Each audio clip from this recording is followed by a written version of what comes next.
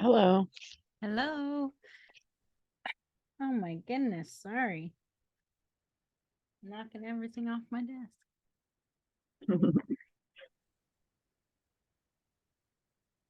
Hello, hello. Hello. One, two, three, four. I'm going to turn this. I know Nadia's coming on late. Dottie, we're missing. Hello, everyone.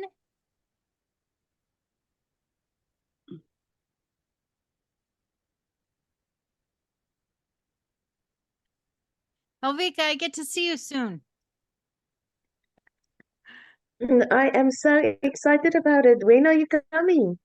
Well, I'm coming to your area the 8th and leaving the 13th. Okay. It's just around the corner. I can't wait. Yay. And you visiting Yakim? And what? And you're gonna visit Yakim? Yes, and he's coming with me to Mossel Bay too. Really? Yes, I'm That's so excited awesome. you'll get to know him. Yeah, I would love to. I can't believe it. It sounded like far away, and now it's just around the corner. I know. It's gonna be great. I'm so excited. It is exciting. I leave 2 weeks from today, I think, which is great. Wow. And I think you can't wait to see Yakim in You're the right. flesh. You're right. It's not like I've never seen him or anything, but never seen him while we've been in a romantic relationship. That's going to be weird. Yeah, it's gonna be the first time since you're in a romantic relationship. I know. It's going to be That's like a gonna be meeting for the first time. awesome. Yeah. Wow. I know, right? So, um, okay. While we're waiting for Dottie, we'll wait one more minute, by the way. And Nadia, I guess. You guys didn't hear from Dottie, right? Is she supposed to be gone? No? Okay. Um, I so think Dottie Elvika. said she's not gonna join us, because she's away.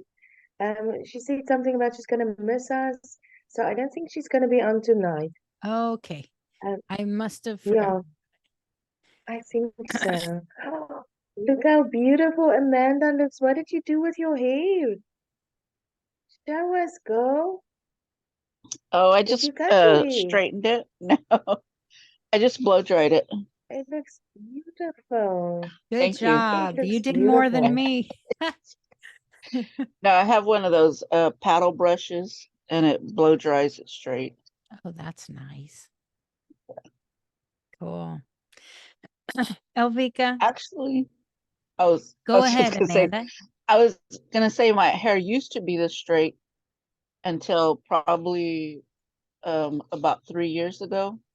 I got COVID and a lot of my hair fell out, and when it grew back curly, like Wow. really curly. Yeah, and I was like, God, you got jokes, because I used to pray when I was a little girl that I had curly hair like my parents, because my hair was bone straight. Like it could not, you couldn't even use a curling iron in it. Wow. So yeah. That's wild. You know, that happened to me when I was pregnant with Eden, my middle one. Um, my hair turned curly. And it was never curly before that. It was a little wavy, so it wasn't like stick straight like yours, but it was a little bit wavy. But the funny thing is, she has curly hair. So it was like, huh, maybe I picked up on her DNA or something, you know? Isn't that weird? Yeah. Okay, well, let's get started. And Elvika, okay, I'm just going to ask you now, and then you can answer me later, but Say just so I something to don't me. forget. Huh? What? Well, I just started to say that is a thing that moms do get some genetic material for each one of their kids. Oh, well, that happened. Wonder what I got from the other two. I don't know. But I know I got curly hair from Eden, that's for sure. Okay, Sorry, Elvika, I need a you ride from froze the all of a airport. sudden. I'm just going to put Yes. that out there. So Absolutely, I'm there. Okay. Just send me the exact date and time. Because if I want to make the most of it, every single minute with you counts. So I'll come pick you up. I like you. That's so nice. Okay, well, you guys, I'm going to say this and then the other two can catch up on um on video or whatever, the recording after. But are you all there? I can't really tell. Can you give a thumbs up or something? Yes. Okay. Hi. Good. Lydia, Yay. we're looking for Lydia. Right. Nydia, she said she would be late, but I don't know how late. Um, so Myrna and Amanda already heard this earlier. Okay. So you guys, you can tune out, take a nap if you want. I don't really care. Um, but I want to tell you what the Lord was telling me about with our school and boundaries and all of this stuff. Okay. And it has to do with what I shared with you last week about how I had to talk to the 101 class about homework and all that. Do you remember? But I've been pressing in a lot more about like, what is this supposed to look like? How is this supposed to be?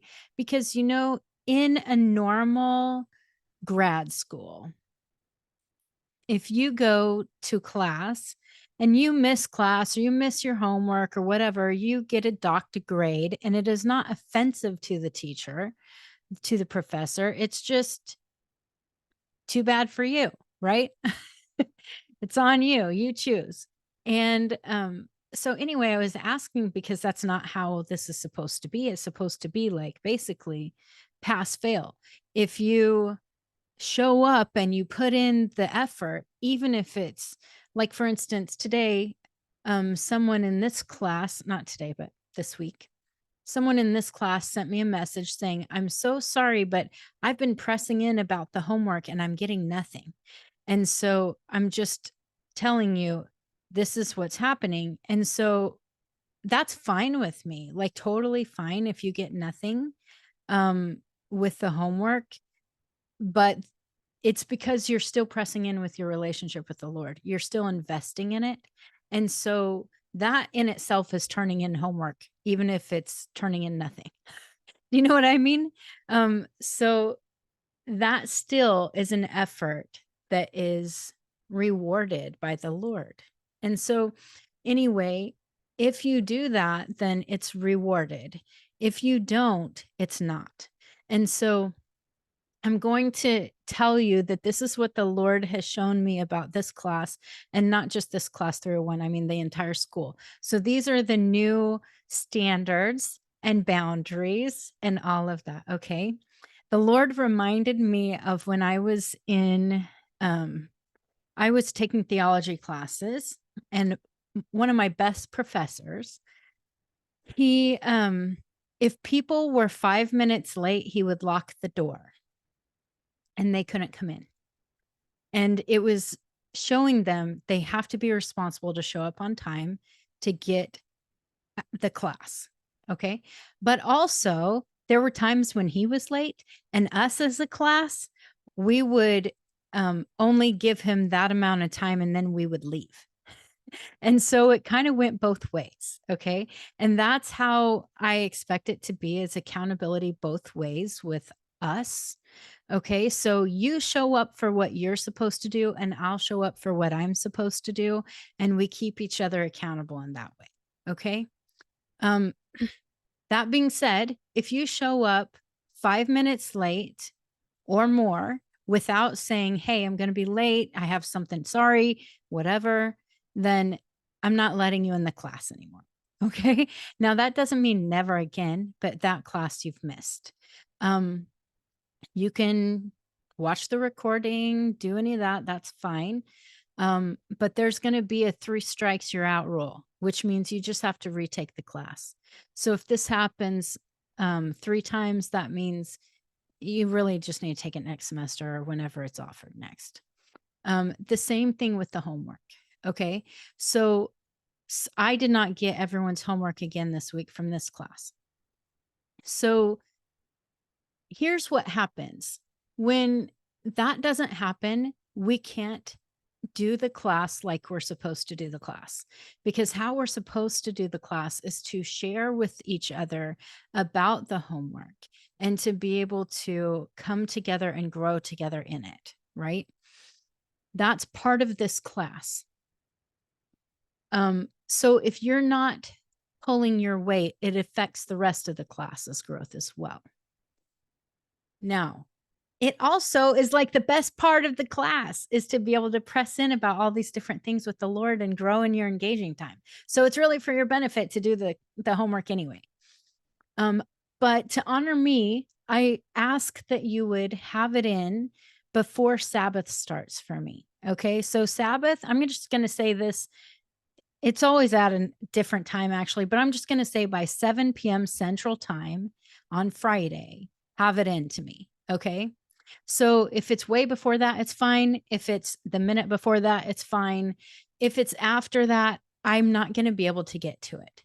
So it's just one of those things like, that's the rule. Let's do it. Okay. So if you can practice that, that will benefit me. This is all moving forward. Okay.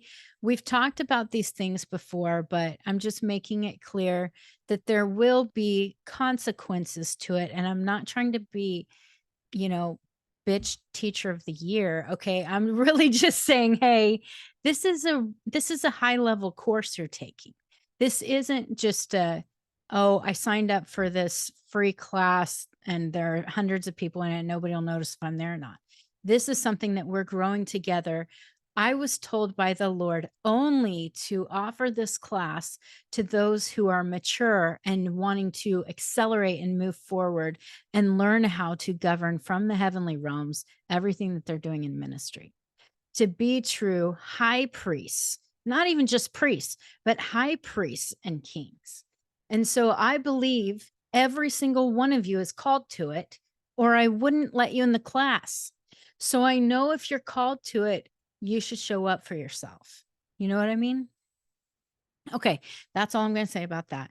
I'm not trying to start everything out on the worst foot, but you understand, I hope, and can say, okay, agreed. I'll do the thing. Okay. All right, cool.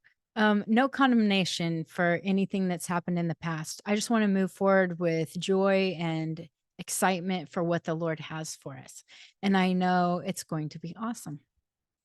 Today, actually, I hope to give you great encouragement in your ministry life, because what the Lord is wanting to do today is, I'm afraid to tell you, not highly mystical, but it is really beneficial in your relationship with the Lord and in moving forward in ministry. Okay. So first of all, let's focus in on the heavenly class. Okay. And let's just, you know what? I want to honor them because every time I press in, they are here in like anticipation on time. We don't have stragglers to the heavenly class. And so maybe because they're good at doing everything outside of time, I'm not sure, but we want to partner with them and let's just pay attention to what they're up to and how the Lord wants us to interact. Okay.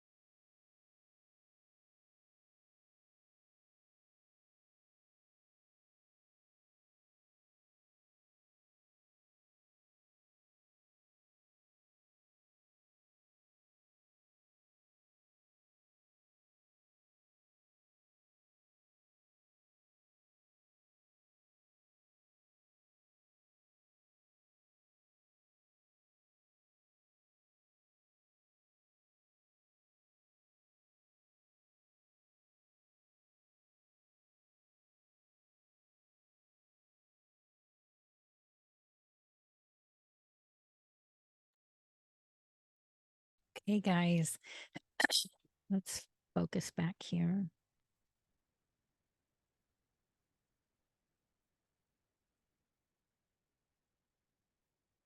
Okay, is there anything that you guys got from the Lord? Actually, I'm going to ask that, but I already know there is. So, if you could volunteer, one person start us off and then nominate the next person to go. Okay, we're going to just do that every time now. Okay. Okay, Alvika, go ahead.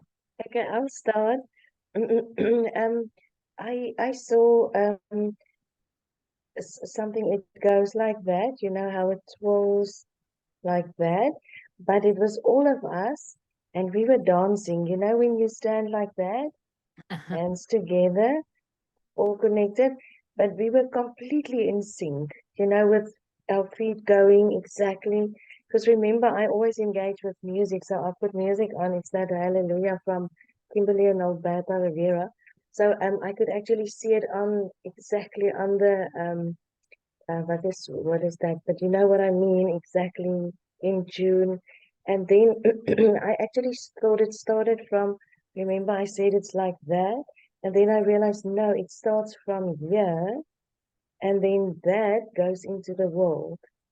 And I realized that's actually what we're getting here. It starts there, but we were completely in sync. Nobody made a mistake. It was exactly, we were like very focused, tuned in, exactly the right steps, and then it goes into the world. Yes, that's all I saw. That's awesome. Cool. Who do you nominate? I nominate Rubber.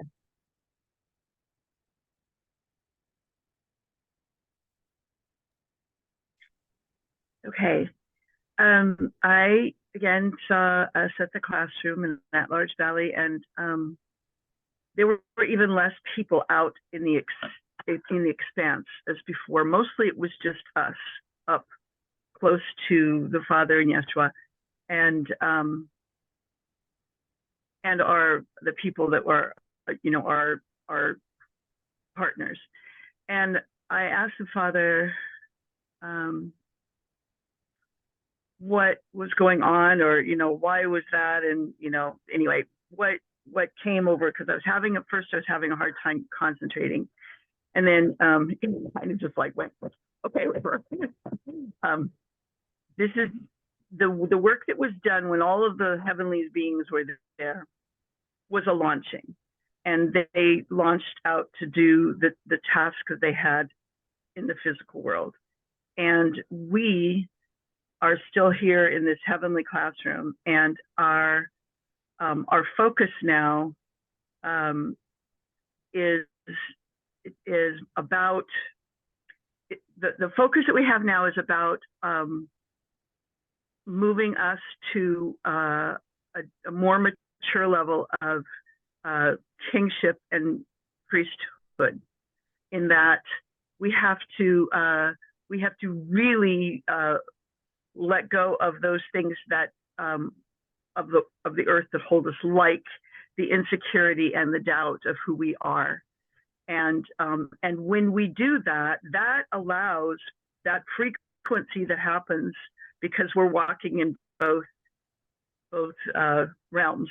That frequency allows for the greater manifestation and power for those heavenly armies that are doing the work of the Lord. And so, and for us, it's just our growth. That's what we are. That's what we're doing now. Now it's the time. So this may be personally a little more challenging, or maybe not challenging, but intimate, with dealing with personal things that are in the way of us, like fully getting that, like, that's where our identity is in the Lord. And let's see, there was one more thing, and just I'm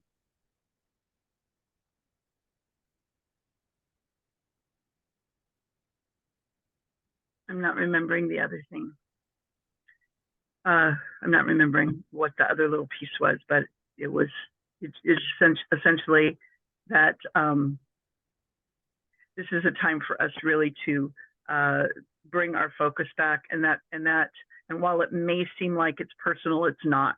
It has huge global ripples. So, Hey, I got to tell you, everything that you saw was just so spot on for what the Lord is wanting to release today. And so I want to just affirm everything you said is just absolutely what the Lord is up to. So, okay. thank you. Okay. Who do you nominate? Amanda. That's so funny that you called me Manda because I never use names like that. I always use them. The other day I was, and I'm sorry, this is totally off subject, but I'm pretty sure that it has something to do with all this because I never liked anybody to call me Mandy in the past. And but the other day I was sitting there and I was thinking about it and I was like, okay, I said, I'll take Manda. That can be my nickname. It's That's so awesome. funny. Yeah. So when I entered the classroom or when I focused on the classroom, I saw a lot of people or everybody was just so excited as soon as I walked in. I didn't like as soon as I closed my eyes, I was just there. Everybody was excited and and I got what you said about how they were excited because they were going to be doing work here in the dimension here. And they were just so excited about it because this is something new to a lot of them. And so they were just excited to learn and to do what the Father wanted them to do. And then also I felt like we were like pushed up towards the front of the classroom. And I think that was it because then I went to something else that the Lord was showing me about about some so last night I went to my aunt's house and everybody there was either on a cane or a walker. And my mother's brothers and sisters, there was like 10 of them. And so now there's only 3 left. And then my uncle, her husband, he had a lot of brothers and sisters, and 2 of his brothers were there. And so I just was, how I feel a lot of stuff. I was feeling like the body pains and stuff like that. And so the last time that I went to her house, I went to her husband's birthday party. And that day I had stubbed my toe and I was in a lot of pain and I could barely walk. So yesterday when I was getting ready, my pinky toe, the same one, started hurting really bad. And I could barely walk when I went over there, so I had a cane. And so I was trying to like unpack it and ask the Lord to show me what it was that I needed to do. And just like how you were showing us about when we release pain, like in the, to release it out of the toes and where it would go. And then I shared with you this week that um, the angel that is working with me is a fire angel. And I saw him, he was sitting on my bench beside me and he leaned up and he looked at me and he smiled. And so it's like you said, I'm still learning. I'm still learning to unpack these things because I had a um, really intense dream from this morning's class to right now. I took a nap and I had a really intense dream. So I'm learning how to unpack these things. That's cool. Awesome. All right. Who do you nominate? Myrna. Yeah, hi. Actually, I didn't get too much, but I saw like a rainbow. And the rest is I was resting and I was just falling asleep too. Sorry. It's okay. Yeah. That's okay. Well, okay. First of all, Another thing that I want to reiterate that I didn't think about until then, but River, I'm just going to tell you because she sent me a private message saying, "Oh my gosh, I'm so sorry. I didn't see that we had homework and I missed the message and I thought it was just like last week where we didn't." And so anyway, totally fine. But it's because you guys are taking over this signal group for the class for everything. And so I appreciate that you guys want to encourage one another and, share these things. But if you remember a long time ago, I told you these signal groups, the signal group for the class needs to be for the class only. If you want to talk about other things with each other, create another group. And I've heard Myrna has another group or something like that. But cool, whatever you want to do, that's awesome. But it's because of this, because things for the class will get lost. And so then there's some major things that are missed out on because of that. And so even though it's lovely things, it's still, if you could keep it focused on the class, like maybe the Lord told you something about manifesting and we just did a class on manifesting. That's okay to put in the class. If you have things you need engaging about, private message, or, you can still private message me and say, "Hey, can you engage over this?" Totally fine. But try to keep everything in the class for the class. Okay. And it's just for this reason. We don't want people to miss out on the stuff that has to do with the class because of other things, even if they're important. So, yeah, just respectfully, I'm trying to be nice about that. It's not like I think I might be guilty. I think I might be guilty. And I had a feeling you were going to talk about it. I was waiting for, because I sang the song, but it was just so beautiful and with Israel and the whole thing. And then that Liz Wright thing about the demonic stuff. So I'll remember. I'll okay, just so you know, I wasn't calling you out, but I do appreciate you recognizing that you were one of them. So it's fine. And like I said, it's nothing that's bad that's being shared. It's just that it's not the right place to be shared. So anyway, and I know we love each other so much. We want to always be like sharing everything in life together. So I get it. But like I said, if you want to create another group, even with all of us in it, I don't even care. Like if you want to do the same thing, but just allow that one to be only for class because of this. Okay. So it might be a boring group. I don't know, but at least you'll know where the homework is. So that would be good. Okay. All right. So I wanted to let you know, like today, I feel like this is going to be really good for all of everyone in class, all the heavenly beings, and for all of us. I was really seeking the Lord about what was I supposed to share about. And because this is the first time I've done 301. It's just like if I'm doing a conference. Remember how I told you how the Lord like never tells me what I'm supposed to do till it's about time, or it is time or something? What are you frowning about? What is it, River? River, what's wrong? Sound is going in and out, and then I missed a sentence or two of what you're saying, and I was just like, "What's going on?" Because I was trying to figure it out. Are you guys experiencing this too? No. Okay. I wondered if it was just you, River, because when you started talking, there was no sound and then it went into sound. So sorry. Well, okay. So, I had the 101 class this morning. I had a couple other private appointments, and then, Robert, who was teasing me about buying him lunch in the 101 class, went and bought me lunch. How's that? Yeah, bonus. Okay. So anyway, I think you felt guilty for saying it. And I was like, benefit. Okay.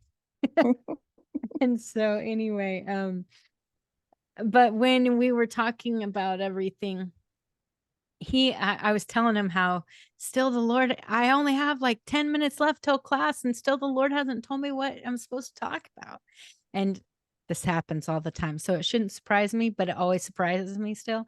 And so anyway, he said, "Well, have you talked to him about this?" And as he started talking, it was like a flood, like where the Lord just starts giving you a million downloads. And so I knew it was what I was supposed to talk about today. So we're going to be talking about how to continue through what you're called to do when you feel like junk. Okay. And when you feel like junk, it could be that things are attacking you, or it could be you're hopeless, or it could be you're sick, or, it could be a million different reasons. But we all will go through this. I'm sure this week, I'm just going to guess. Has anyone here had something that has made them want to throw in the towel in any area of your life? Okay. I know. Okay. I'm raising my hand, and this Zoom is about to make me raise my hand. But if you have, raise your hand. We are in fellowship. Okay. And I know Nidia has. I don't know about Dottie, but I know Nidia has too, because I just met with her on a private appointment. And so here's what I know. This has happened to me 1 million times. Okay. This is something that I feel like if there's anything I'm an expert in, this is it. It is doing what I don't want to do because the Lord said to. Now, it could be in parenthood, because I'll tell you, there have been times when I had, especially when my kids were little, where I wanted to freaking throw in the towel because it was an emotional, it was just too much. I couldn't do it. Energy wise, I was tired. I was stressed. I was emotional. Something as simple as being called to parenthood can make you want to give up and not know how to go through it. It could be something as big as the Lord is calling you to go and bring somebody back to life, and you are freaking out about it, thinking you're not enough.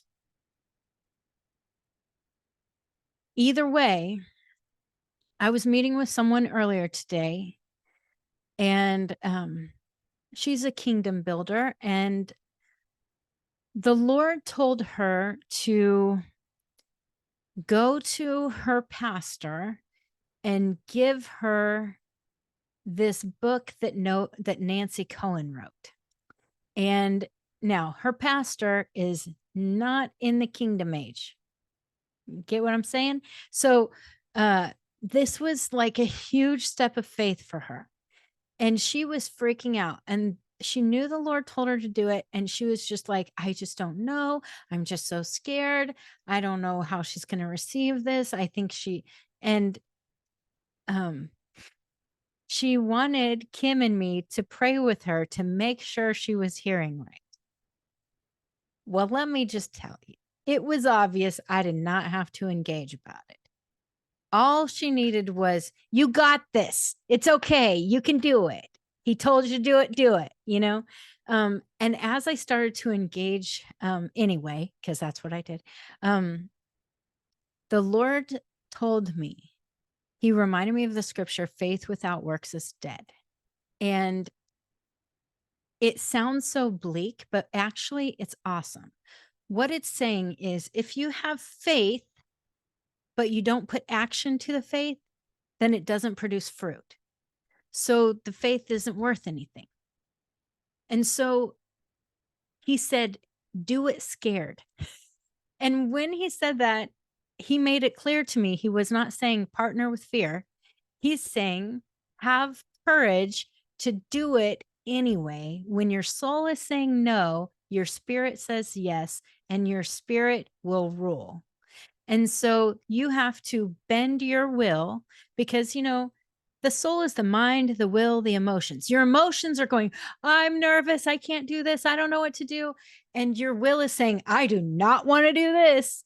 And everything in you is saying, no, no, no. But the spirit is saying, yes, yes, yes, you must do this. That you bend your will, you go through your emotions to do it anyway. And then what is produced is fruit, right? And pretty soon, those things that were so scary and all of that aren't scary anymore. I remember the first time I was telling somebody about trans relocation and I was flipping out crying because I did not want to talk about it in front of these pastors and all these people. And now I'm like, trans relocation is like no big deal. What was I thinking? Because now it's become my normal. It's okay to talk about that. Then it was like horrifying. We get like this through everything we do. And the more we step through things when we feel like junk, the easier it gets.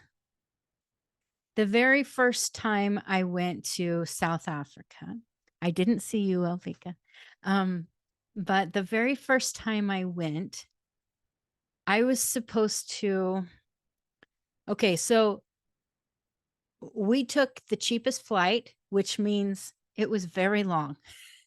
It was, I think, 42 hours. Like the trip was 42 hours, right? And as soon as we get off the plane, we have to drive 2 hours.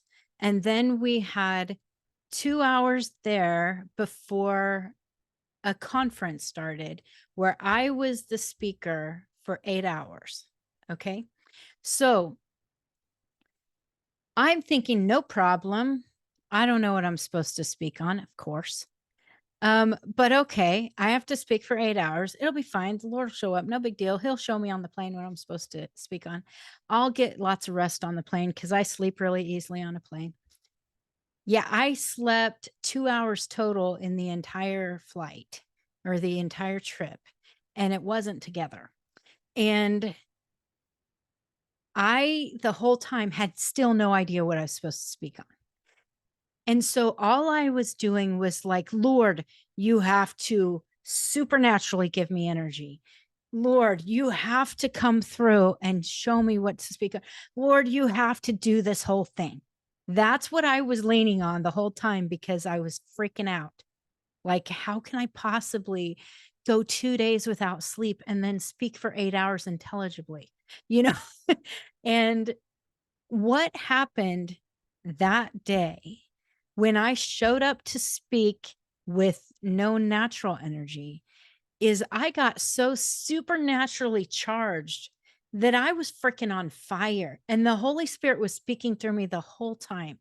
Like it was not me. I couldn't even tell you the things I spoke on, but manifestations of angels. Remember when I told you the manifestations I didn't believe in before? And now, okay, I was a super skeptical person about all these weird manifestations.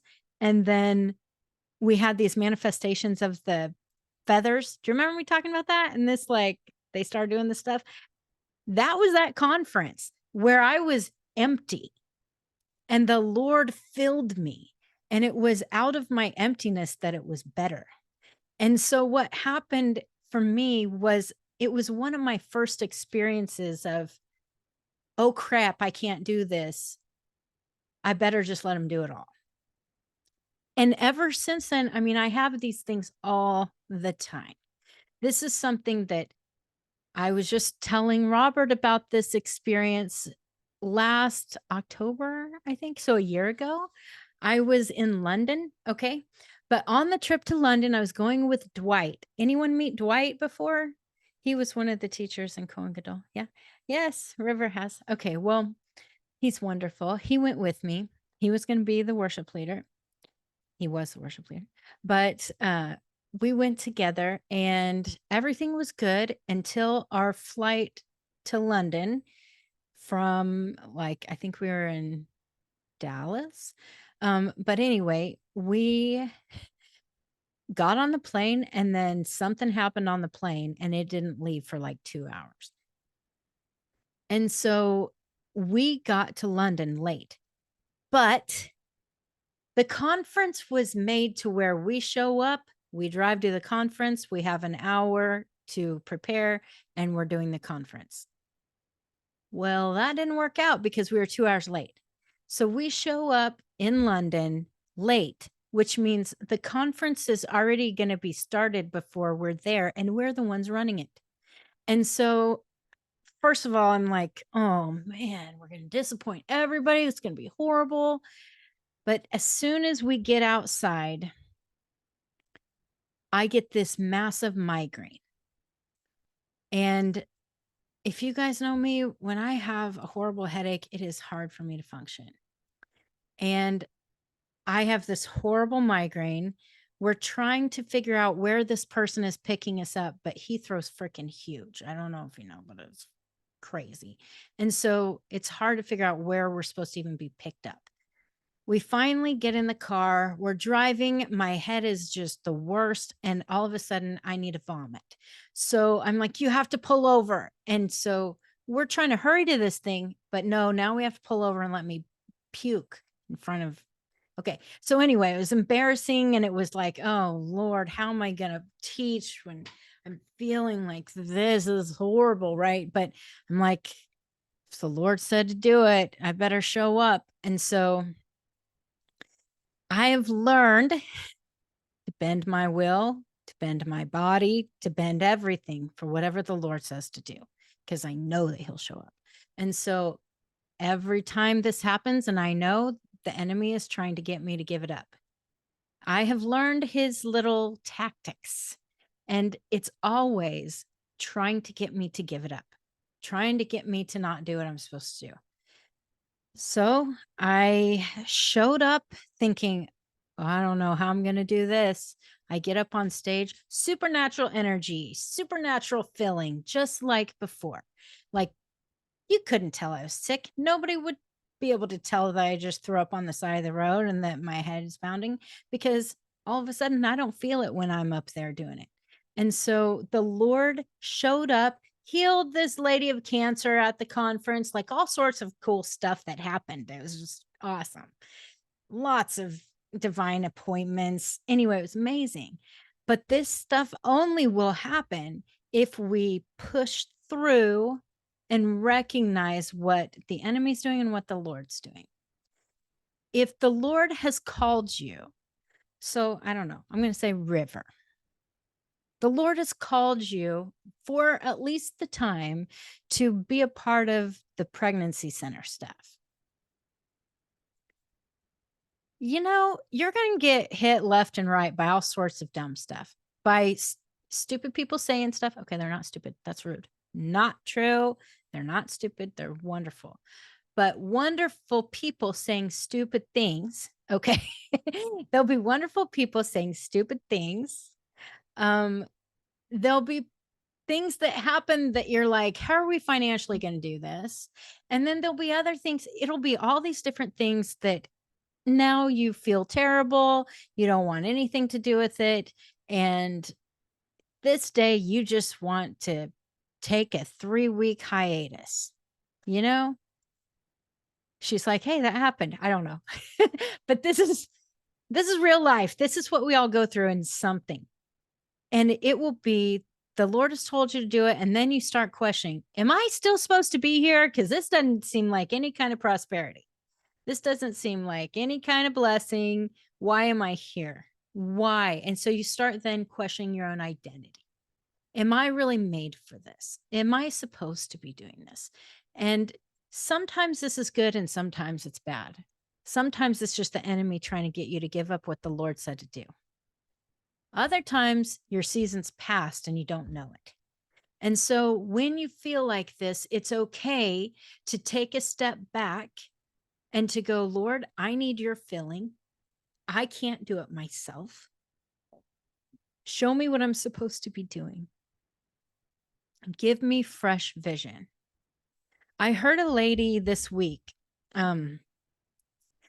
I feel like finally there's someone who I can hold on to, not like idolize, hold on to, but like she's saying stuff that's resonating with my spirit that I don't yet get. Do you know what I mean? You ever have these people where they're saying something and you're like, I believe that's true, but I don't understand it. That is how this lady is. She's saying these things. I'm like, something in my spirit is like, yes, yes, yes. So I got to get around it. But um, she did say one thing that really made sense to me. You know, we are called to a higher way of functioning than the rest of the church. Okay. Because we are priests and kings. I believe all the church is supposed to come up higher. But as of right now, this is what we're put on this earth to do, is to bring everybody to a higher level, right? Would you guys agree with that? You guys are looking at me with like spacey eyes. Please, are you understanding? Okay, so um I believe that we're all called to something different in this timeline, that we are called to this earth to bring people to a higher way of consciousness and a higher way of functioning, that that's part of who we are. That being said, we have a higher responsibility to vibrate at a higher frequency than other people. And so we're going to vibrate with the frequency of heaven. And we each have our own frequency that we're supposed to vibrate at, but it has to do with the aspect of the Father and what he vibrates at. Okay. So he's put a certain amount of power or energy in us that is part of him. And that's how we're supposed to be resonating, right? Okay. You guys got this? Yes? Okay. Please, I need some feedback here because I feel like sometimes, okay, good. Thank you. If we are meant to be functioning at that place at least 51% of the time. So if we are at 51% or higher, we're good, we're ready to flow, we are in our calling, all of that. When we dip down to 50% or less, we need to recharge. We cannot minister at that place. If we are functioning at 50% like that, we need his recharging to make anything happen. And sometimes that means take a break. There are times when the Lord has said, stop all the ministry you're doing right now. No more classes, no more meetings, no more one-on-ones. You can't minister to anybody because you need to rest in me and get my recharging and get your whole thing back together. He's made me do that for months at a time. Some of you probably know that. I don't know. But this has been a thing in my life, and it has been really good for me. Generally, it takes me a while to even figure out how to rest fully in him because I've been functioning on my own power for too long. Okay, when you function in your own power, you're not resonating at that 51%. You start doing things in the flesh or doing things. Basically, I taught on Christian witchcraft again today in 101. And that's what happens. You start trying to function in the spirit without him. And it's not on purpose. None of us mean to do that. But that is something that happens when we start trying to do it out of our own power. And you'll feel it. You'll feel like, oh Lord, do I have to do this again? It becomes a burden instead of a blessing. And it's okay to have those moments once in a while, but to let the Lord bring you back into his frequency. So if I feel myself getting like that, which I do, okay, I still do. There are days when I'm like, oh Lord, one more appointment. And it's not that I don't like the person or anything. I'm just spent. And it's because it's my own energy I'm pulling from instead of his. And so what I have to do is I have to just get refocused in him. And I have to just let him flow through me and let him do this. And so we'll have these times where we don't feel capable because of whatever reason. Either we're scared, we're hopeless, we're tired, we're sick, our identity's being attacked, whatever. And we have to know if he called us to it, he will bring us through it. I say that all the time, and I know it's silly sounding, but that's just, I have to say all the time. I have to say, if you have called me to it, you will bring me through it. And so I have to depend on him to bring me through it instead of myself. And this is really important. It has to be so foundational in you that no matter what kind of attack comes, you say yes. This is what the disciples went through. You know, I had someone in the 101 class saying, I don't understand, but ever since I started engaging in heaven, everything's just gotten so much harder and so much more attack. And I'm like, what'd you expect? Like, I know this sounds silly, but I'm like, you know, all the disciples were like tortured and killed, right? I mean, this wasn't I'm signing up for the jolly old, you know, cushy life. This was I will give it all up. That's the life you're signing up for. The life you're signing up for is I'm giving up everything I want for what you want, Lord. That's what Yeshua did. Please, if this cup could pass from me, but your will, not my will, Lord. Right? That's what we're signing up for, is the crucified life. It doesn't mean it sucks. It has the best rewards. But the rewards are in heaven. They're not earthly rewards. They're not. And so even if we, you know, oh gosh, I'm sorry. If I'm boring you guys, I did not mean to do that. Okay, thanks for a thumbs up. The you know, the prosperity This is not gospel. my board. This is not my board. Look, this is my, I'm intensely listening, trying to not miss anything.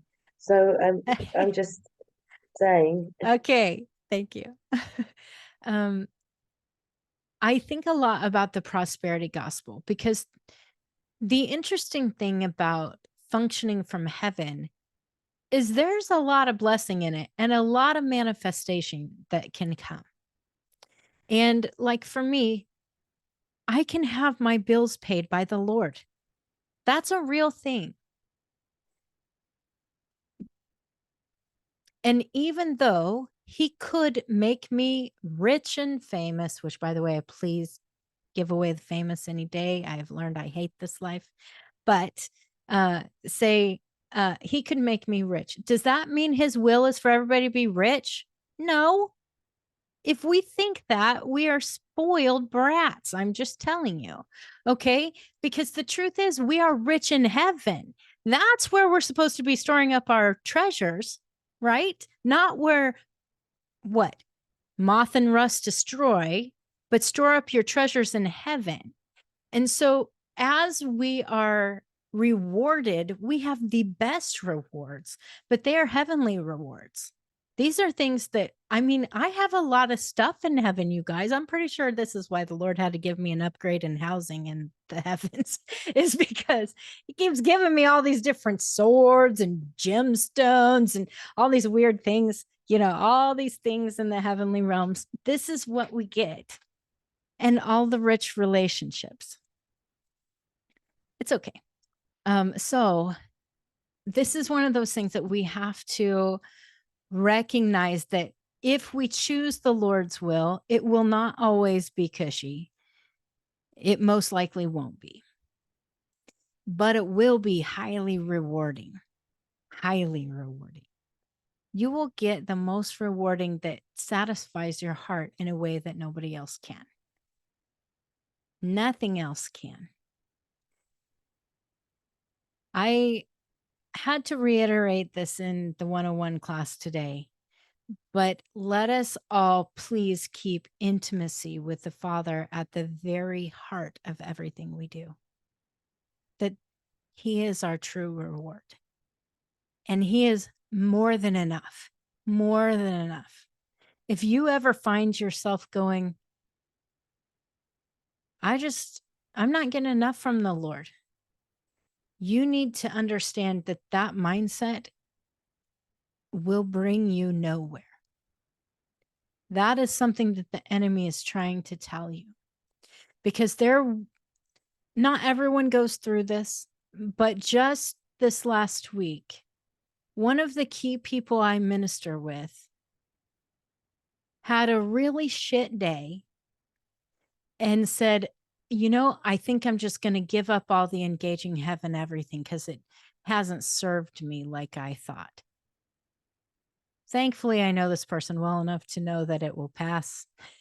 And so I just engaged over him and just said, okay, Lord, I need you to bring, this is what I said to the Lord, because I know that this works for me. Lord, will you please bring him someone to minister to? Because here's what I know, that once we step outside of ourselves and we focus on ministering to somebody else, the Lord ministers to us. This happens to me every day. If I focus on someone else and what they're going through, and then I get to minister to them and engage with them, all of my junk just like slides off. And it's not anything I have to focus on. And all of a sudden, I have the greatest faith in the Lord again and everything.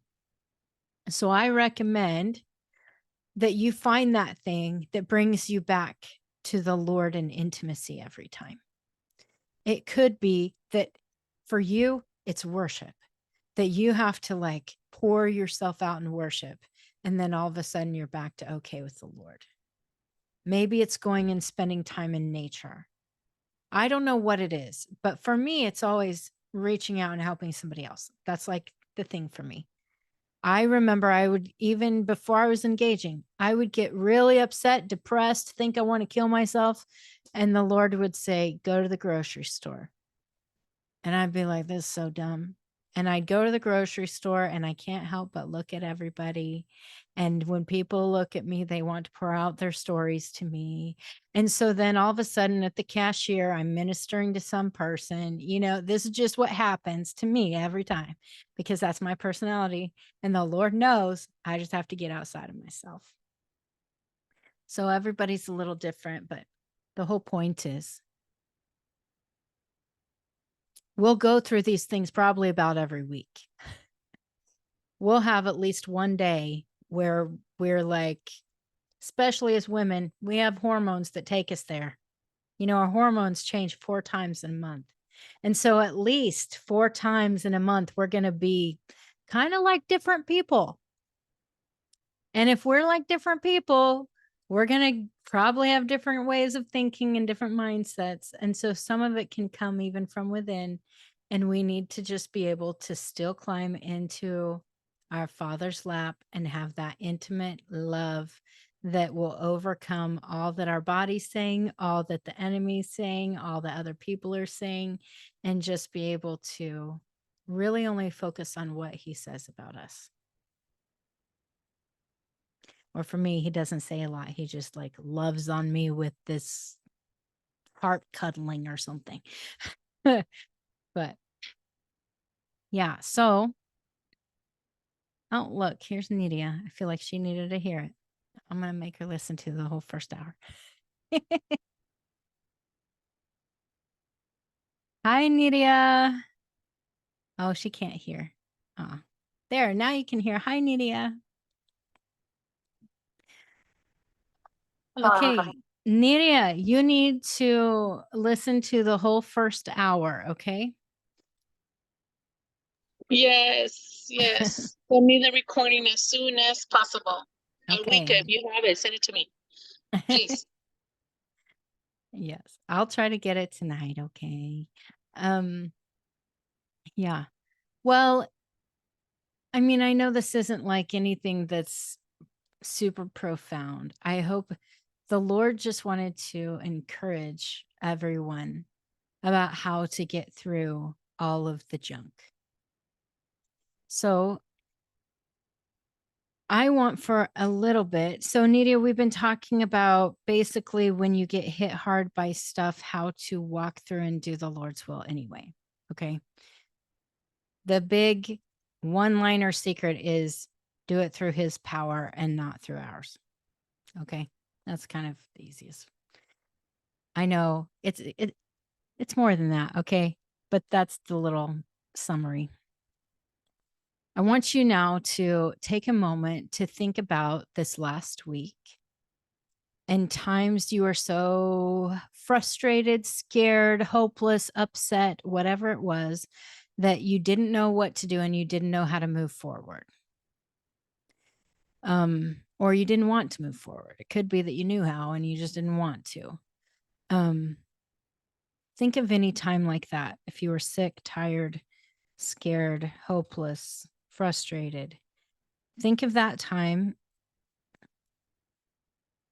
and then ask the Lord to show you his calling in it. Am I supposed to be going through this? What have you called me to that I can confidently walk forward in? Okay. All right, let's do that for just a little bit.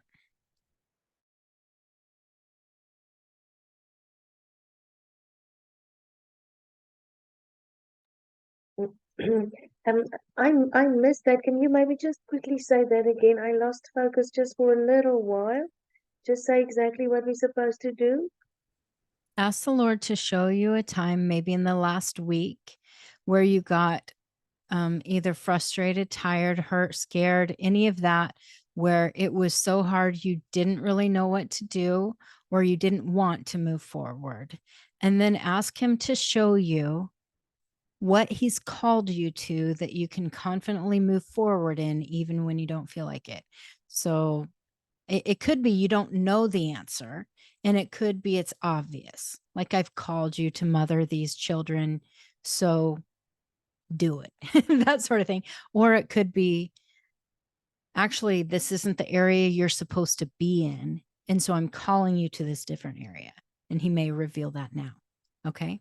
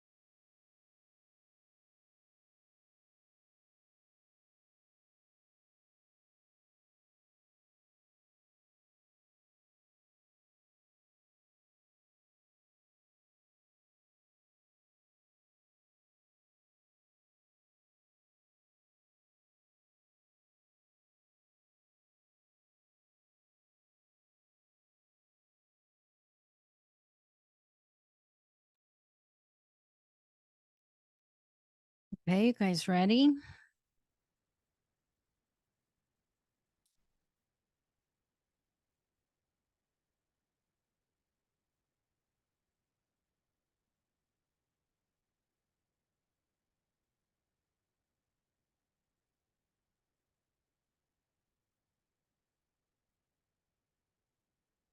Okay. River, I'd like you to go first. Can you share?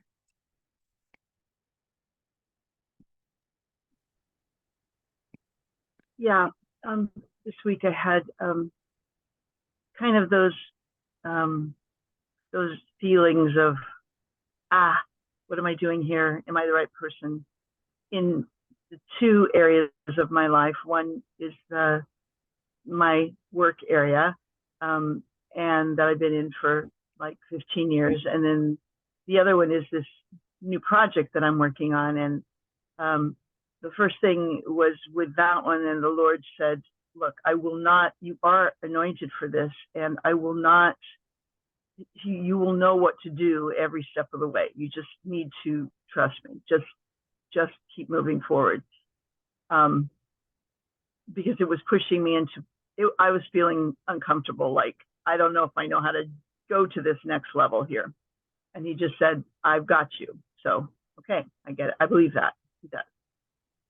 And then with my work, it's just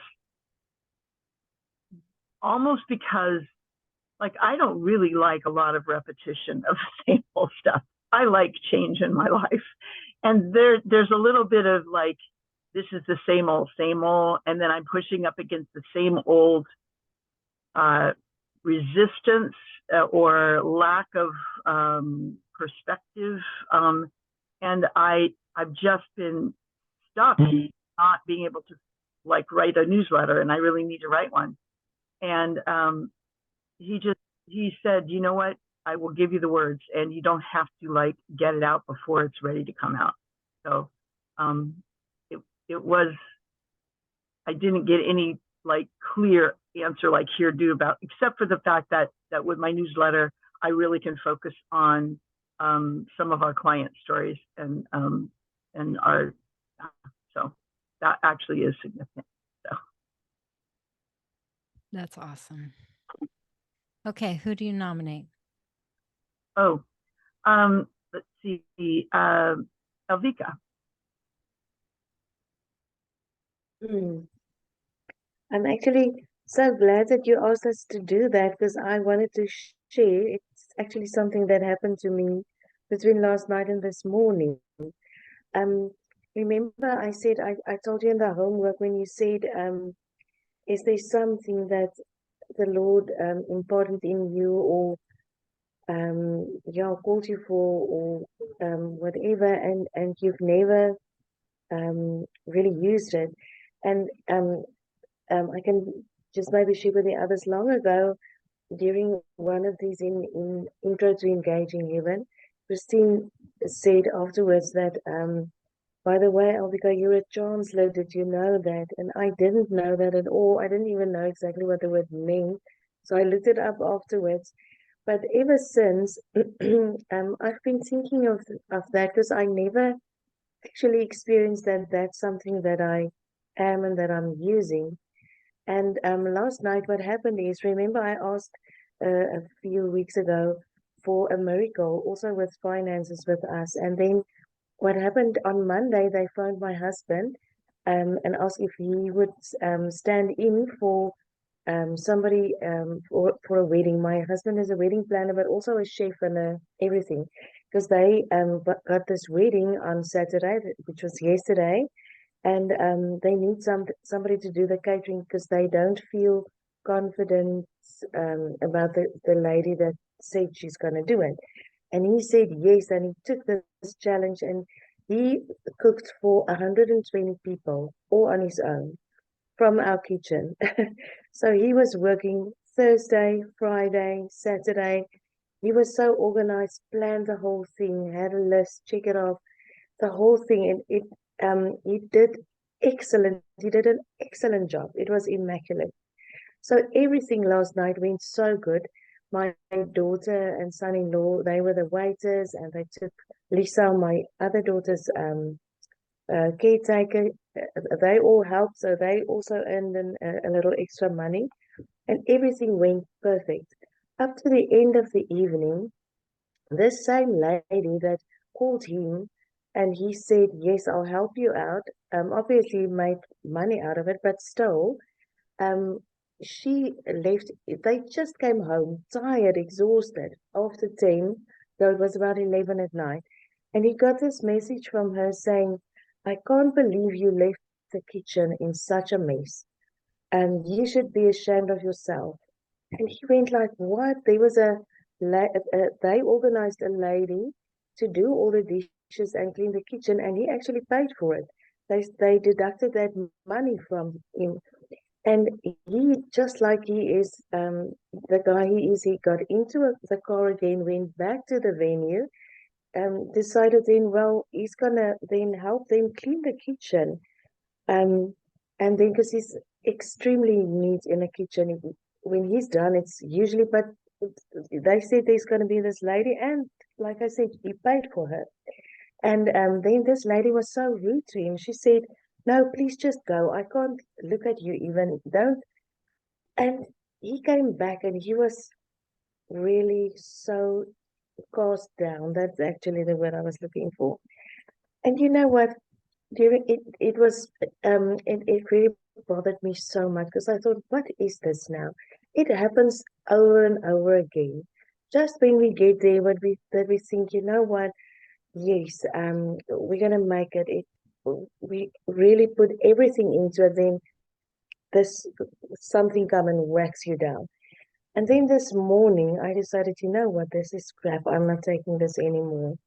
And I actually, I think that's maybe what that chancellor thing is.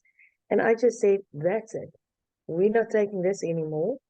And I also did that court case for everything lost and stolen. And I just said, he's going to get all of that back. Because this lady also interfered. She said there's not enough bread for he also did a soup and bread for before the main thing. And he sent my son-in-law to go buy more bread. And all of that stayed over. It came home. It was a waste because he knows what he's doing. So this was, I said to him, you know what? We should see this thing for what it is. This is an attack. So I, for the first time, also saw myself roaring in the spirit because I don't like loud. So I always said, I don't think I'm ever going to do that roaring thing. But I did that in the spirit. And I just said, that's it. We're not going to take that. That was the last time that he will be casted down. That was the words that came to mind for me, because that's what happened. Every time when we put into something heart and soul, then somebody like that, and I said, that's it. It's not ever going to happen again. This was the last time. And I was almost like, really like in a court and of like people speaking like, law stuff. I just said, and if you try this again, it's going to be contempt of court, and you have to deal with the consequence. That's what I said to the enemy. So, yeah, so that was something. It's actually wonderful that if you didn't ask us to do that in the homework, I wouldn't have realized that. And now I can, yeah, it was just like it came up into me, and I just said, this is it. I'm drawing the line. Never ever is he going to be casted down again. For it's also always when he's helping people, um, then things like that happen. Yes, I hope that's answering the question. That was the assignment. Yes, thank you. Oh, Vicky, you want to nominate someone? Amanda, she's looking so beautiful tonight. Isn't she looking younger to you guys too? Yes. I've looked at that profile picture of you that you sometimes put in. Since then, you've become softer. Every time I look at you, you look softer and younger. I think that's a hidden thing. I even love the glasses. When she had her glasses on earlier, I was like, man, she looks so hip.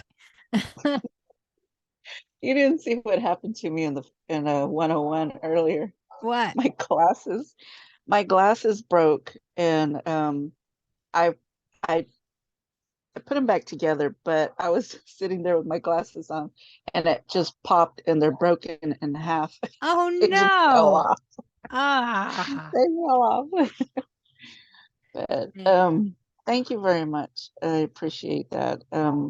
I think a lot of it has to do with working on who I am in Christ, or who God created me to be, because I've dealt with a lot of low self-esteem and not being worthy from, years and years of lies and generational, going from one generation to another. So I've worked with the Lord on that. And I struggle a lot with my legs. Like I talk to the Father about this every day, about from my waist down, my legs and my feet. And so this week I was feeling really discouraged, but he reminded me of the week before when I was preparing myself for a day that I had to go and I had to go do a job fair. And usually when I go to job fairs, since I'm a career specialist, I will go talk to all the employers that are there and get their information, try to build relationships with them. And so when I was there, I was able to do that. Like I had the strength to do it. And so he was reminding me, you prepared for this, and I was engaging about it, and um, also reminding myself of, being one with the Father, with Yeshua and the Holy Spirit. And not only that, but with my soul, my body, and my spirit as one. That's awesome. So he was reminding me of that, and just um, encouraging me to continue, because because he also reminded me of when I first, I always say when I first totally submitted my life to Christ. And I used to drink a lot, and I used to party a lot. And so I hadn't done that in a long time. And then my friends started going, hey, let's go out to party and stuff. So I started doing that. And I said, Lord, how can I go to church and then come home and then go to the club and party? Who am I going to minister to? How are they going to even listen to what I'm saying if I'm doing that? And so just just like that, boom, it was gone. And I haven't drank in, I don't know, like 15 years, something like that. And so he was reminded me of that. And I know that our testimony is a big part of what we're doing and who we are. Because if we can't, how can we relate to others if we don't know what it's actually like to be in that position?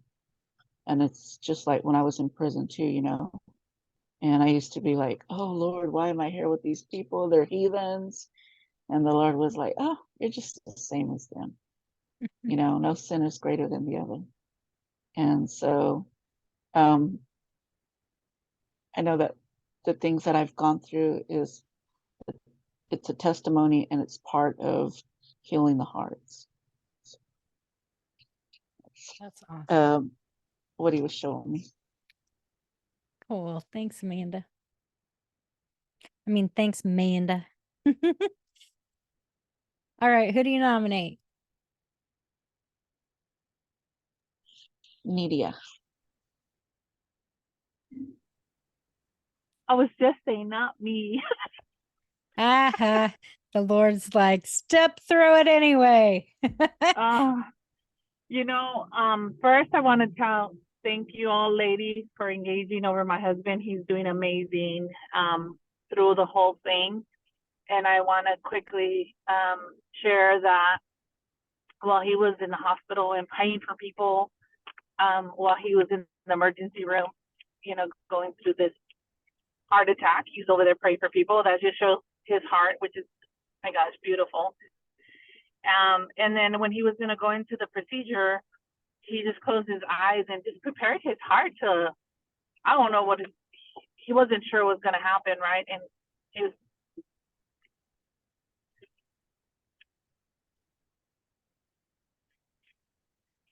he was clearing his heart and asking the Lord to cleanse him and to forgive him from all his sins, right? Because he didn't know. And so he saw some white water come through his right side, and as it was flushing through his left side, the left side was, dirty water. Then he saw the hand of God, like huge hand that just came from the heavens to him, and he thought he was gonna grab him, but he just like put his hand like up over his body and said something. I don't remember exactly what he said, but he said something like, "You're gonna be okay. Like, I'm with you. You're gonna be okay." And whew, I mean, that's just beautiful. It's beautiful, and it connects to what we're talking about, that when we're going through stuff, I love being in tune, trying to be in tune with him and align with him, because he will show us that he is with us, and he makes the weight. There's no weight. He carries the weight. He carries it all for us. And this whole week, it was such a craziness for us and our family. And I mean, yeah, it's stressful. It was stressful for the body, and I feel like it finally hit me and hit my body. And even though my spirit is rejoicing and my spirit is good, my soul's kind of a little like shaken up, and my body's like, whoa, whoa, whoa, and going through the motions. But my spirit is just so grateful and so rejoicing that the Lord, like his hand was through the whole thing. His power, his peace was through the whole thing. And just to see his hand, it's just amazing. And even when I thought of the hard that I've gone through my life, even hard times when I wasn't maybe strong in the Lord or rooted in the Lord as I am now, which I'm so grateful to say for his mercy and grace, I feel rooted. I felt like I was going to go crazy. I felt I couldn't no more, and somehow he held my hand and put me through it. And now that I feel like I've gone through some stuff now with the Lord, like the breast cancer, it was peace, nothing but peace. Yes, there was moments where I would have, my times, but man, it was just nothing but peace and courage and victorious. And even like going through my son's condition right now, that I might not see it in the physical yet. I've seen some now, but he's been going through this over a year and a half, and I'm like, Lord Jesus, help us here. What else am I supposed to do? But just his hand, and the peace he's bringing is like, wow. I don't even know how to explain it, or other than that, I'm just so grateful because I'm just experiencing it, and I know it would be different without him, and honestly don't know how I would do things without him. With that, going through my husband and then going through stuff at work, it was just all nonsense. But even then at work, like this morning, it was like, duh, yeah, that's so true. It's like the Lord said, focus on me and what I'm doing, like looking at things at a higher level than here in the world. We're seeing what's happening here in the world, and it's so easy because we're here and we're living it, and so we'll get run over with it. But if we have to like raise higher and look at the Lord, focus on the Lord and see it through his eyes, to know that that's just noise, right? It's just noise. But we're over here and we're safe and we're secure and we're victorious.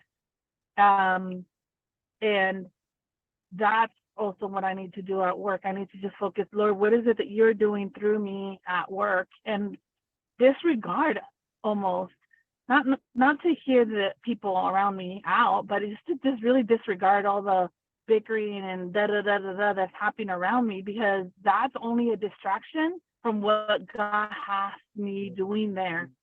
And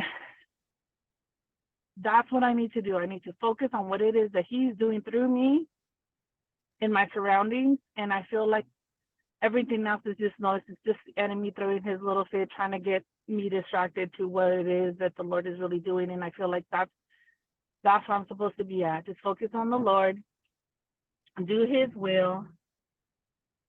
And then that way I have peace. I'm rooted. and have the victory, and I'm not distracted and don't have that heartache of the other noises. Yeah. That's awesome. Thanks, Nidia.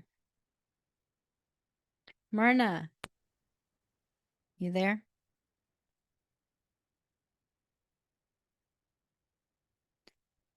Did she fall asleep in the middle of the night?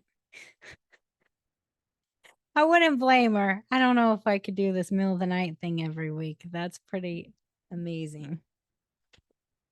Well, oh boy.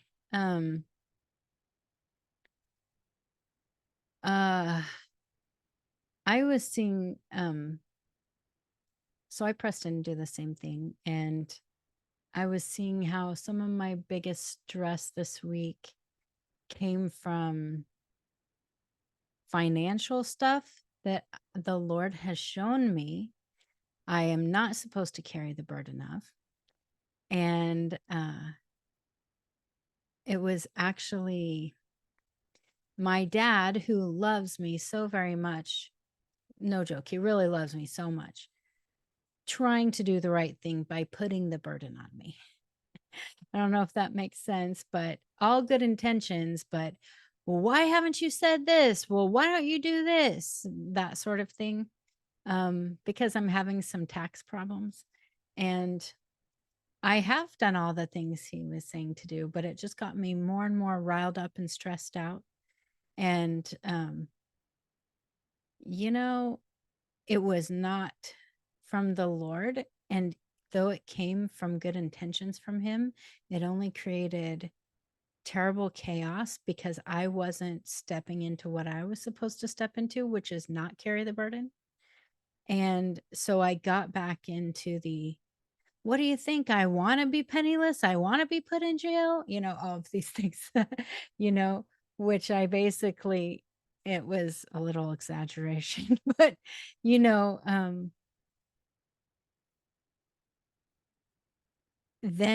so what I did is I went in the middle of the chaos, just was like, I need to go to the bathroom and get away. You ever do that?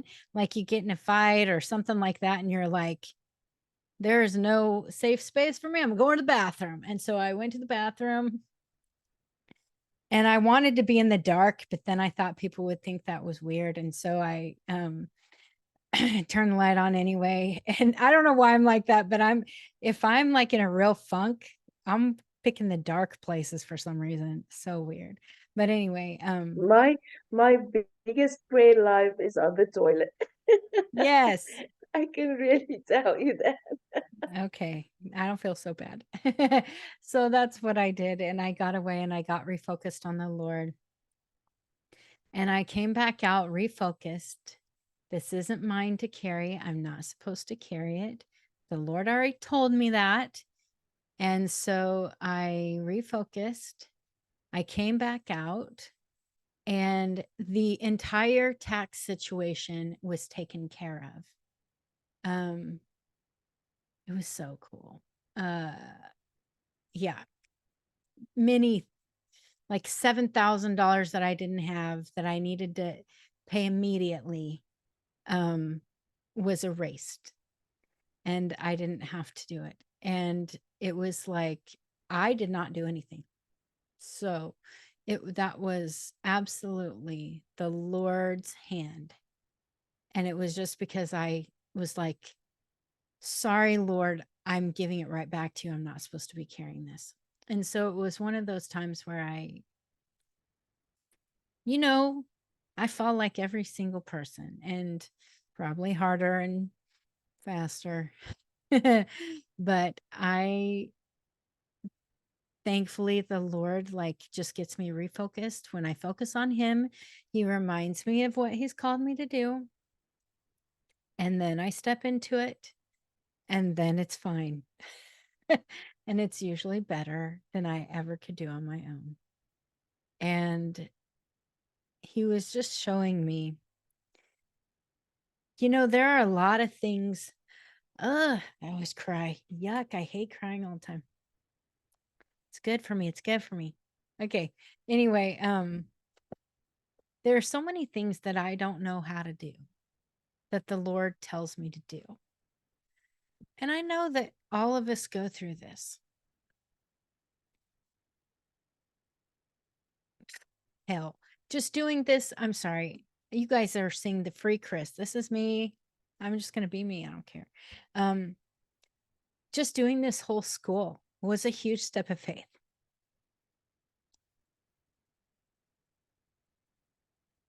You guys don't know.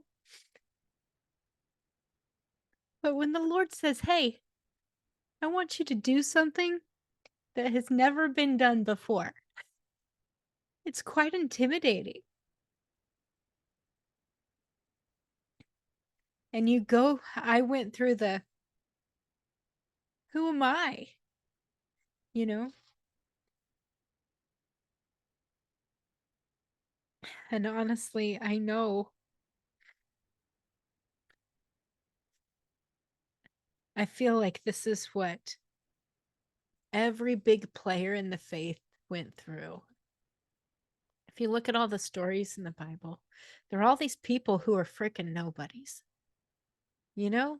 Or maybe they were somebody that had everything stripped from them, or they made like this horrible, terrible mistake. Every one of them are like that. I think of this all the time with Moses. Probably because, I was given his mantle, and he's who everyone has looked at as the father of the faith, right? And he's the one who ran off after killing somebody into the desert to say, screw it, I can't do this. And he spent a long time saying, I just got to be by myself because I'm worthless. And the Lord said, I choose you, though. And remember when he's like, wait a second, I think you got it wrong. I can't speak. Do you remember? And what did he do? The Lord said, oh, don't worry about that. I got that covered.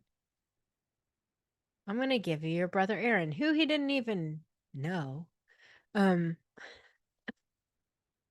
This is what the Lord's doing with us. He's saying, I'm calling you to the things that you think you're not good enough for, that you've never seen done before, that never has anyone walked before you. I'm calling you to it. And I'm even giving you other people, other beings around you to help you that you've never met before. And I felt like when we were engaging, okay, I had to run off to the bathroom, not because I was upset, but because I actually just had to tinkle. And so I ran off, but I'm still engaging. And the Lord told me that all you heavenly beings need to hear this too. When you think you can't do it because you don't know what you're doing, it's okay. Like it's still for you, and we're all meant to do this together. And so if one of us asks you to do something and you don't know how to do it, don't feel like you're all alone. Ask the Lord, is there someone else who knows how to do this? And either people will come beside you, or beings will come beside you, or he'll empower you himself to do it. Either way, he's not going to leave you without everything you need. If he calls you to it, he will call you through it. I'm going to say it a million times probably, but it's true. He will bring you through it with everything you need. He'll give you every tool, every spiritual gift, every being, every sister, whatever it is, to partner with you to be able to walk through it. And so if you have these moments of, I want to give it all up. And actually, Nadia, I have to say something to you, because I felt like I was supposed to say it earlier, and then I second guessed myself, so I didn't. Okay. But when we were meeting earlier, one of the things you brought up was something that actually is really important. Okay, Nidia, I hope you are okay with me sharing things. I'm just going to trust that. Yes? Okay, good. Okay. Remember there were some frustrations. First of all, are you alone in your car? No. Okay. Well, there were some But frustrations. it's my husband and my sons, and they're all in their electronics, so they're not even paying half. Your husband and who? My boys. My daughter. Not okay, Eileen, but Cammy's the Emmanuel's girlfriend. Okay. Okay. Well, anyway, well, let me just say this. Let me give testimony about something that happened in that Robert was telling me. Okay, so this will relate to you, but I'm not actually going to share anything of yours. Okay. Well, I'm like around the corner from my house, so they'll be leaving in like 2 minutes. Okay, well, it's okay anyway. So I was talking to Robert, who was ministering to a friend of his, who was this girl was, she is a grown woman with children, but having to live at home again. And her dad, so like grandpa to the kids, okay, her dad like expected her to do the laundry and was getting mad at her for not doing the laundry. And she was getting mad because she's like, why am I expected to do the laundry? And it was, Robert was trying to say, well, it's not good that he expects it without, giving you input on this or whatever. But you also live there rent free. And so it's part of your duty at the same time. And Robert said, it all comes down to choice. If you were given the choice to do it, then you're not feeling like a slave. And if you don't have a choice, you feel like a slave. And when he was talking about this, I was reminded of some things that you were talking about earlier. And I was thinking about what has happened in my house recently. In my house recently, I don't know who talked about this, but I picked it up and was like, that's for me. But someone said that they break their house up into zones, and each person in the house is in charge of a certain zone that's public. Okay, like for instance, living room's public, kitchen's public. You get it, right? And so anyway, I was like, ooh, I feel like I need to do that because we divvy up chores all the time, but no one's excited to do it. And it's just like, right. And so I talked to my kids and I asked them, and it was a conversation. This wasn't me saying, you're in charge of this zone and you're in charge of this zone, which is what I normally do. I'm just being honest. But I said, okay, let's all talk about this. Do you think this is a good idea? And if it is, which zone would you want? And I knew I'd get stuck with the crap zone, okay? Because no one wants to do the kitchen. Everybody hates the kitchen. That's going to be mine. And sure enough, that's how it worked out. But Eden decided the dining room and entry area is her zone. Neva's zone is the living room area. Soren's zone is the bathroom. Okay, we only have one bathroom for all of this, it's true. But his is the bathroom, and then mine is the kitchen. But what has happened is it's a choice. No one feels like a slave anymore. And everybody is doing it. Now, are they doing it perfectly? No. Sometimes I go, oh, have you guys checked your zones today? And so then everybody's like, oh, right, zones. And so they go back into it. But it's more of a choice of responsibility. And what I've seen happen since then is everything else has fallen into place. Like, I have the best kids in the world.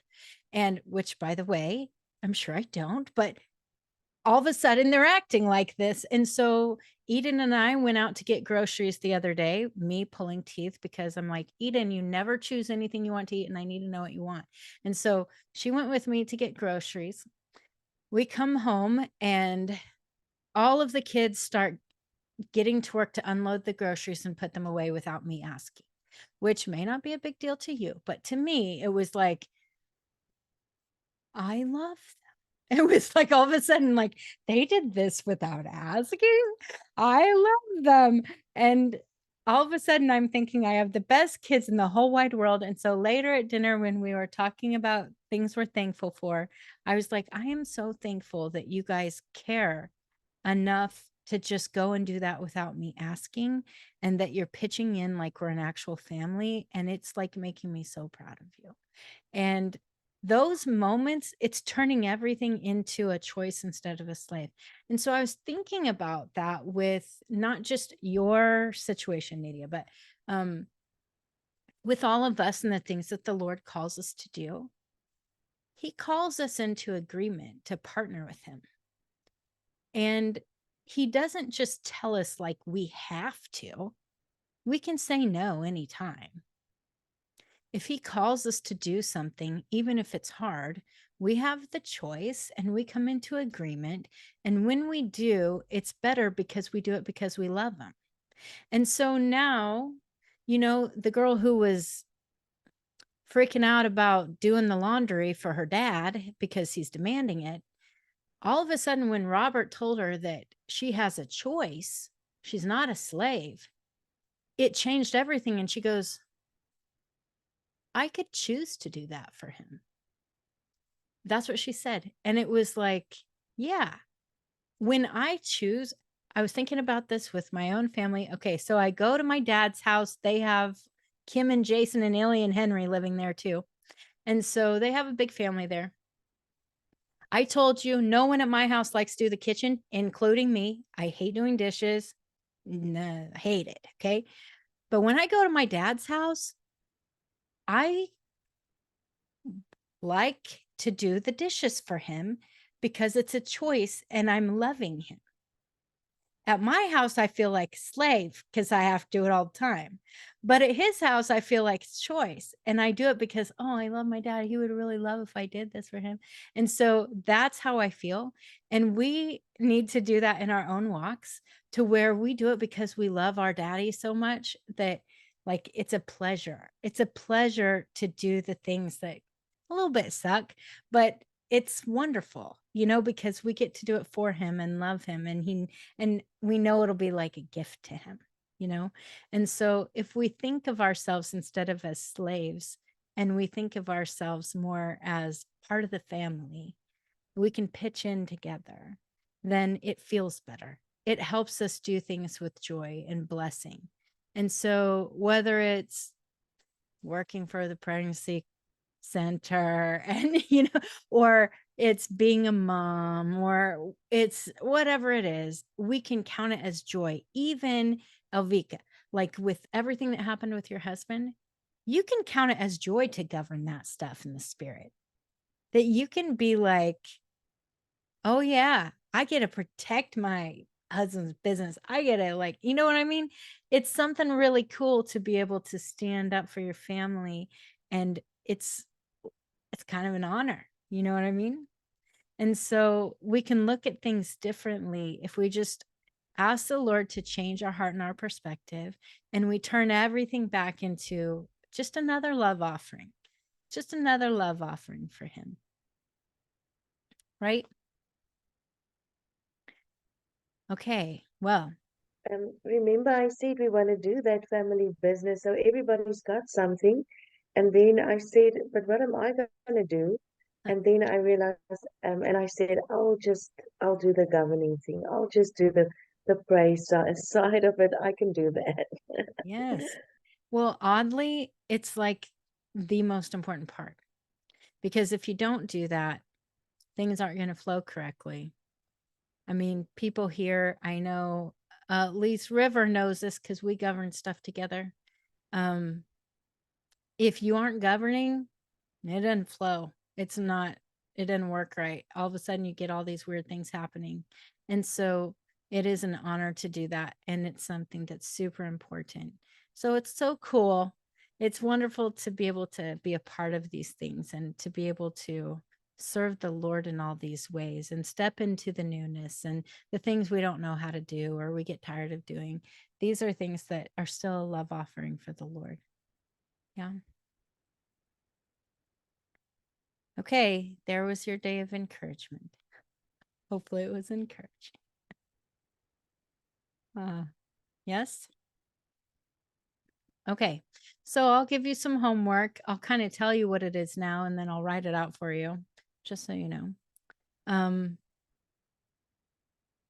I want you to focus on the things that the Lord has called you to do. And when you feel like you're in a funk, I want you to just refocus, because inevitably this week you'll run into something. Okay. And just refocus in the Lord and make sure you're functioning at that 51%. Okay. When you feel yourself dip down and you're like, I'm not flowing in the frequency of the Lord, I am junk right now, that's when you stop and you get refocused. And sometimes refocusing can take a couple years, and sometimes it can take a couple seconds. So just allow it to be whatever the Lord needs you to do. If you feel like the Lord is saying, take a break from this business, then do it. If he's saying, go to the bathroom and get away, then do it. You know, it can really be quick or long, but just make sure that you're back to doing his will only. Yeah. Okay, 5 more minutes. Questions or comments? Elvika. I've got a very, very sore tooth. Have you seen how swollen my eyes are? It's on this side. It's a root canal, and it's been like 2 years almost. And I'm, I don't want to go to the dentist again because I did go and they said there's nothing. But now I really do have to pay attention to it. So I thought I'm gonna ask you guys. You said we can ask you anything. So if you can pray for me because I think it must be pulled, but I don't want to lose a teeth. I've got all my teeth still. Yeah, so pray for my tooth and what to do, pull it Elvika. or whatever. Elvika, I have to. Oh, I am so passionate about this thing. And so the Lord gave me an essential oil recipe for oil pulling that has helped so many people with the same thing be able to not even have to have dental work. And so I'm going to send it to you. I'm not saying we can't engage. Okay. The Lord can do it all, but he's the one who helped me come up with this. It wasn't me. So I will send that to you because I know you use essential oils, right? At least you used to. Yeah. So I think you probably will have a lot of these things. If you don't, just use what you do have. And I will tell you kind of the most important ones that maybe you need to get if you don't have it already. Okay. But yeah, it'll be good. Okay. Can I get that too, Christine? Of course. I've been using. Oh, everybody wants it. Okay. I'll post it in the class group. Okay. Only because we talked about it in class. Okay. By the way, Nidia, you missed it, but I was like, we can't post things in the class group that isn't about the class. Okay. And so I think I said this before, but if you want to start another group that has to do with other things, it's fine. And I'm happy to be a part of it even.